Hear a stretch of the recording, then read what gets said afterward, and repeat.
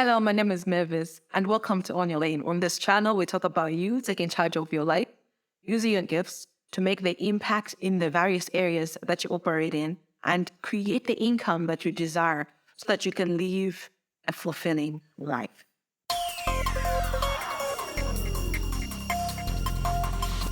This is the planning episode. Last week, we reviewed the prior year, and this week we're using that review to set goals. Now, if you have not really reviewed the year, I would advise you to pause this video and go back to that episode because it's really, really powerful and it'll give you a platform for planning effectively. Okay? So in this episode, we're moving forward to goal setting. You could really do this process at any point in the year. You don't have to wait to January or December to do it. You can do it in June. You can do it in April. You can do it in September. At any point in time where you feel you want to know what you're doing, review what you've been doing, and then shape it towards the direction that you want. Things may have changed. You may have relocated. Like me last year, I relocated. And then after I relocated, I knew I needed to set new goals. I needed to really just pivot in some spaces. You may have gotten a new job, or you might just feel a little lost in the year at any point and just think, I need to review what I've been doing so that I can move forward with purpose. That is really important. So I talk about planning as a thing to embrace, not just at the start of the year, but at any point in time. If you're a person who wants to really make impact and income and design a fulfilling life. So for this process, we're using the purpose planning protocol, which is my personal framework for goal setting. And we're going to really set goals in 6 areas. We talked about these areas, and these are the spiritual area. We talked about your relationships. We talked about the mental area. We talked about finances. We talked about your health and fitness. And I'm forgetting one, which is your career and assignments. So 6 areas. You can customize these areas as you see fit, but I find that these 6 cover most of the things that make a wholesome being. So the first step for this purpose planning protocol that we started last week was review. And after review, we're moving to this week, which is now take the lessons. It's important for you to have an overview of your review. What worked and what didn't work. One important thing is to highlight which area out of the 6 did you do well in. Don't just say, I did well in my fitness, woohoo. Now take the lessons. What worked?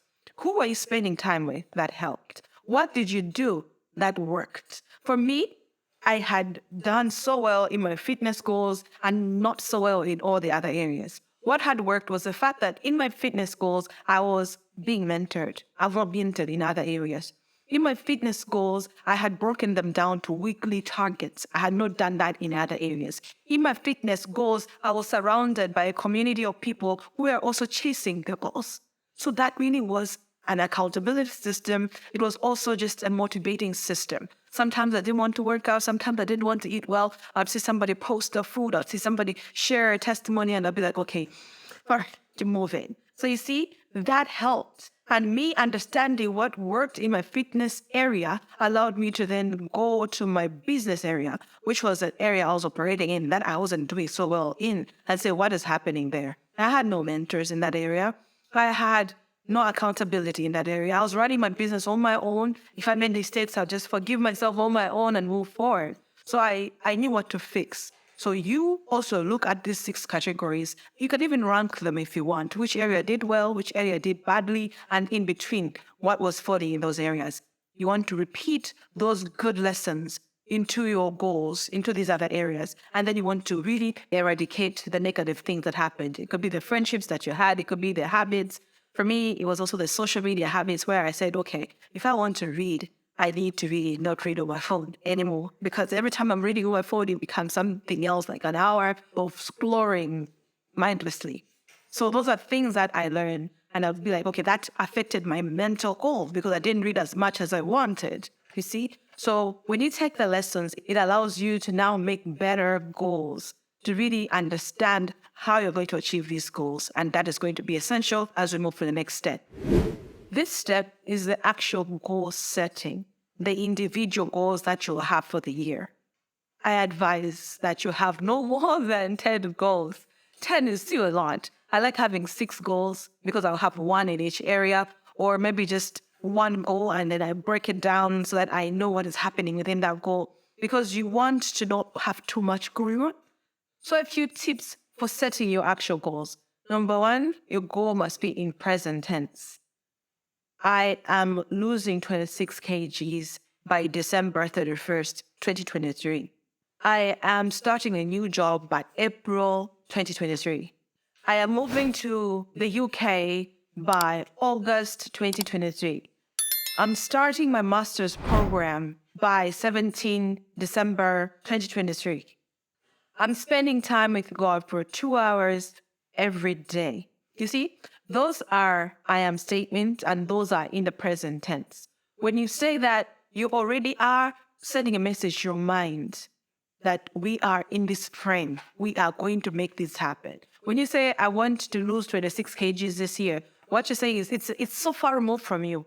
But when you say, I am losing 26 kgs by December 31st, 2023, it becomes something that is now your responsibility. It works on your mind, right? So do it. Put your goals in the present tense, on them. And the second thing is put a time frame. I was already doing that in the example, right? Put a time frame to your goal. Don't feel pressured by the time frame, but make it reasonable. Okay, so don't say by in 2 weeks and everything. You have a whole year. So you're planning for the year. So put a time frame to your goal. And then the next thing is you also want to quantify as much as possible what you want to achieve. So don't say I want to make more money. Say I want to make $10,000 every month. Say I want to relocate to a first world country and to mention the country. That is as specific as possible where it is possible and use numbers where it is possible.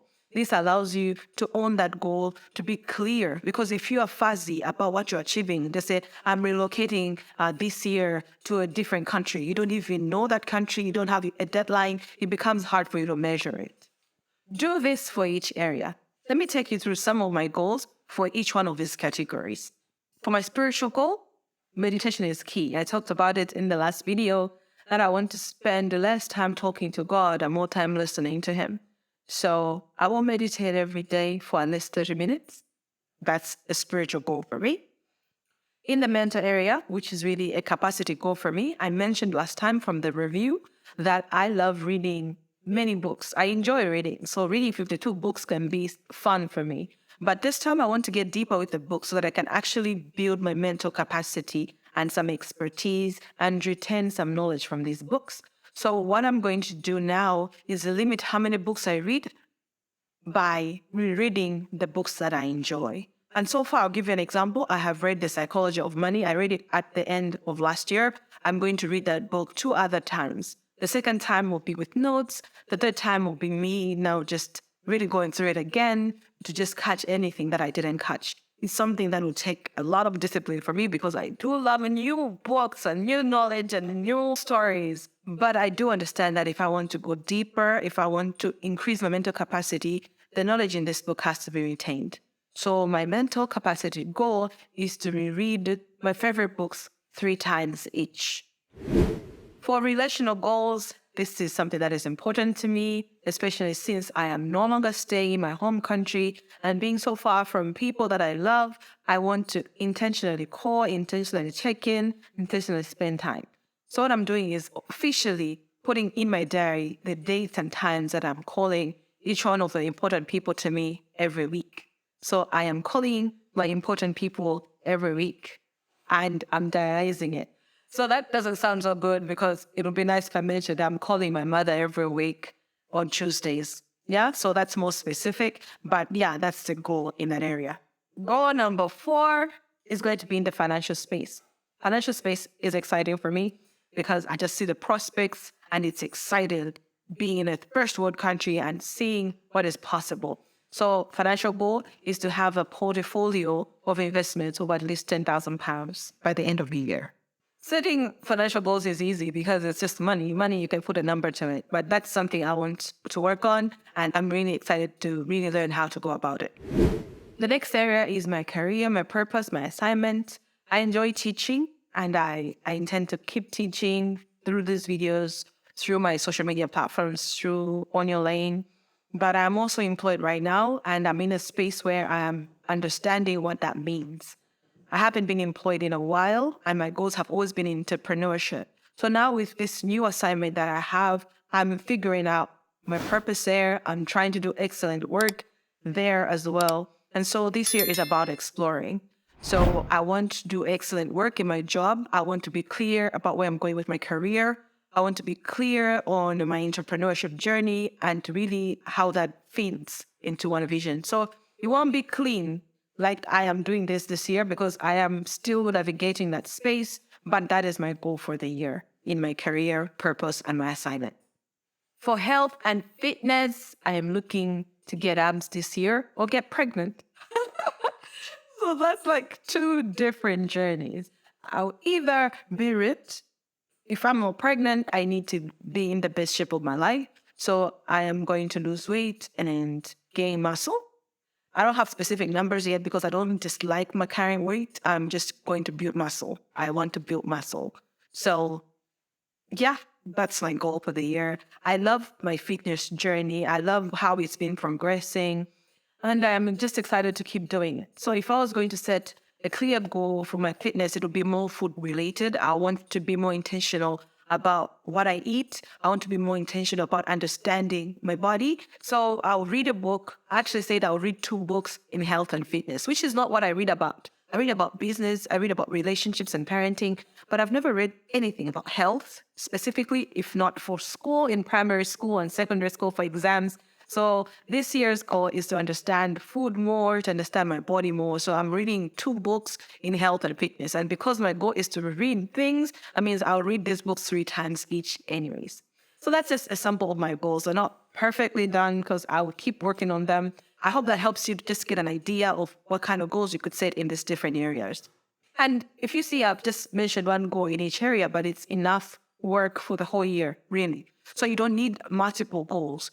If you can just have one mover, like in your career, you could say, I want more money, I want a better job, I want all this, but you could have one mover, which just means get a new job or get a promotion. And it might mean you spend your whole year targeting that, giving your energy towards that. And you'll find that achieving that one thing will really lead to achieving other areas as well. So that's my process. In the past, I would set the goals like that and just be like, woohoo, let's go. That's it. And at the end of the year, the goals were still unmet. You see, so the next steps that I'm going to take you in, they're going to be short, but they're going to be really impactful in making sure that you achieve your goals. The next thing is set the supporting structures. Now, supporting structures, every goal needs to be standing on something. If you set a goal to lose 26 kgs, for example, and then you're just excited and you go through the year, then you are setting yourself up for failure. However, you have to set that goal and say, what are the supportive structures for them? Those are the habits that you set that will support that goal. When I talk about supporting structures, I'm talking about habits. I'm also talking about milestones. For each one of your goals, have at least a habit or 2 that you need to support that goal. If you're going to lose 26 kgs, as an example, that means you're going to need eating habits and a workout habit. And therefore, you can set goals under that, or a habit of saying, I work out an hour every day. I eat healthy food, or I eat a healthy breakfast every day. I avoid eating junk food back to back, like just habits that you know that you need to change. So I identify at least 2 habits that will support that goal. So for me, like the meditation habit means I have to have the habit of waking up early because my mind is at ease early in the morning. I can be quiet and meditate. But if I don't do that, then I'll just say I'll meditate, and my day gets busier and the kids involved, there's work, there's business, there's a husband involved. At the end of it, I can't meditate. So that is important. The habits are the supporting structures. The other thing is the milestone. So milestones are for your checking. Don't just say, I want to lose 26 kgs this year and you won't celebrate or there won't be anything happening until you lose 26 kg. Have these milestones placed throughout the year. So let's say in March, you do a check-in, the 5 kg milestone. In June, you do the 15 kg or 10 kg milestone. In September, you do the 15 kg milestone. You get it? So when you do these milestones, then you have something to celebrate on the process towards your destination. You don't just wait for, okay, I want to make a $10,000 portfolio of investments. Then that's my goal for the year. Celebrate the $1,000, celebrate the $2,000 process. So put milestones, put 4 milestones, 5 milestones. Don't set too many milestones though, because you want to give yourself room to target a goal and to have some progress, some traction towards that goal, towards that milestone. So if you're trying to save $10,000 this year, you will start with something and say, okay, I'll celebrate $2,000 saved. I'll celebrate $4,000 saved. I'll also celebrate $8,000 saved. And then I'll celebrate the $10,000 saved. Those are milestones. So the supporting structures for your goals are the habits and the milestones. Make sure for each one of your goals, you set these clearly. They don't have to be complicated. It can be one habit. Like for me, the habit of waking up in the morning helps me with so many things. That one habit helps me meditate. It helps me work out, but it also helps me pray.